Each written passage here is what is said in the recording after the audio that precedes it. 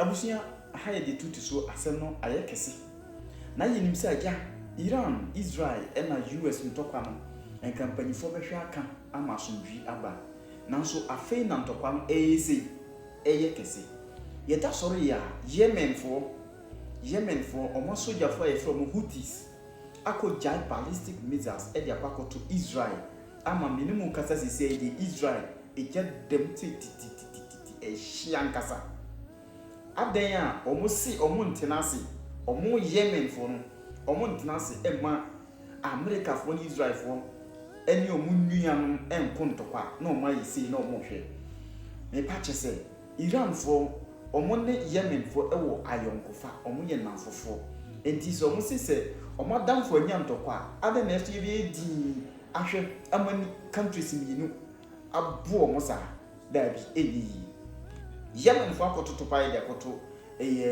Israel sisi mi no kasa yi enipa bebre awu ama bebre so aprepra ballistic missiles ba eno mo de koto Israel na enya se ketwa abusia asem na egu ti mo asem.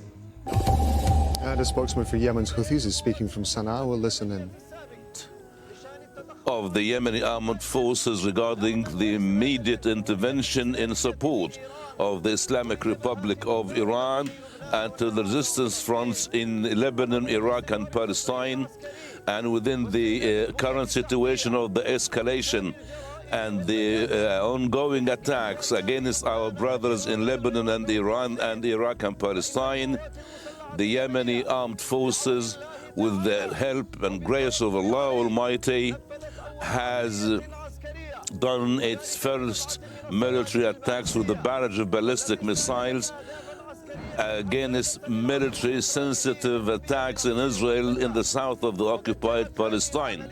This operation coincides with the heroic operations by the Mujahideen in Iran and Hezbollah in Lebanon. The operation has achieved all the goals with the help of Allah Almighty.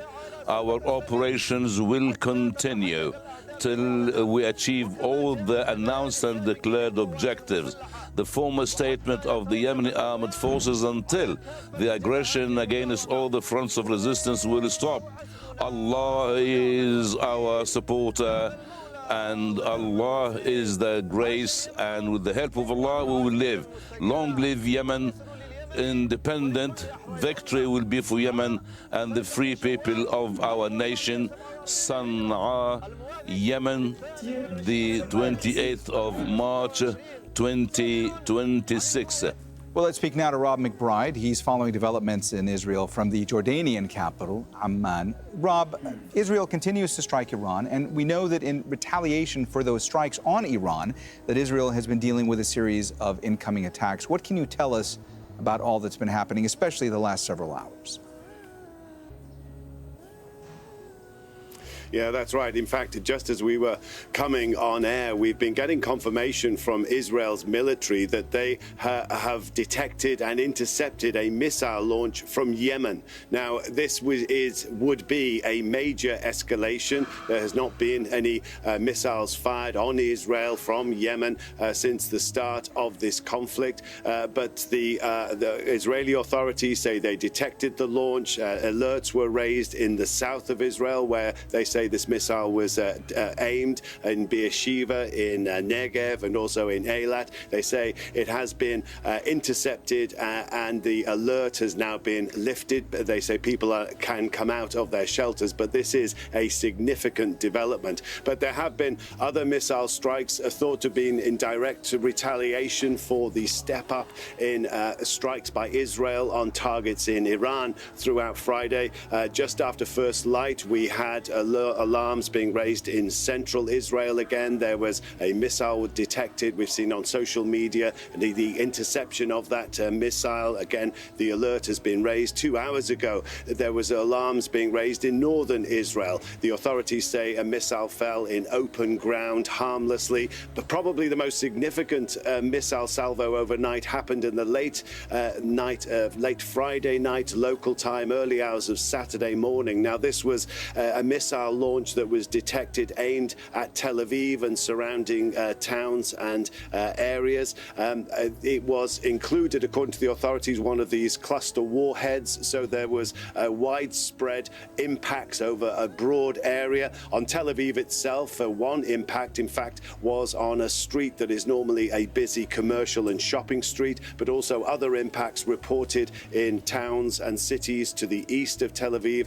One person confirmed killed, several others injured, and it was coincided, as it often does, with rocket attacks from Hezbollah units just across the border in southern Lebanon at communities in northern Israel. Now, it's because of these attacks that's the justification for Israel pushing into southern Lebanon with this growing offensive, pouring more troops in there, pushing Hezbollah back, controversially forcing local people to evacuate their homes and moving north into Lebanon. And in fact, earlier on Friday, we had a visit to these troops by Israel's top soldier, General IRAEL Zamir. He is the chief of staff visiting troops. Zamir has been quite critical in recent times of the Israeli government and their recruitment policy, saying he's running short of troops to do all the jobs he has to do. But he's giving grim predictions about the state of the army. But on this trip, he was suitably upbeat and chest-thumping.